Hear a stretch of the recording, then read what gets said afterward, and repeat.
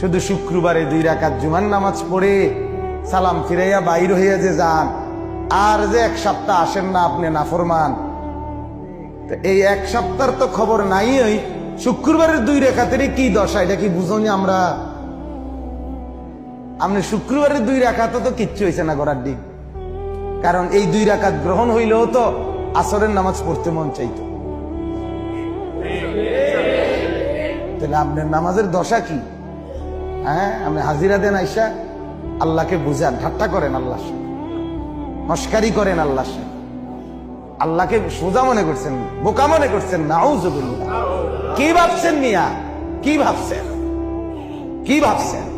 একটা বিল্ডিং এর ঘরে থাকেন, কয়টা টাকা রোজগার করেন, আর এই ফাঙ্গাস তেলাপিয়া ফার্মের মুরকার কক মুরকা দিয়ে ভাত খান, ধন্যপাতা, কাঁচামরিচ, টমাটো, আলুর ভর্তা, এটা দিয়ে নিজেকে খুব বুদ্ধিমান মনে করছেন না? খুব সুখের জিন্দেগি মনে করছেন। বোকার মধ্যে আছেন, বোকার মধ্যে। নাফরমান বোকা থাকে, নাফরমান বেকুব থাকে, নাফরমান অজ্ঞ থাকে, নাফরমান মূর্খ থাকে।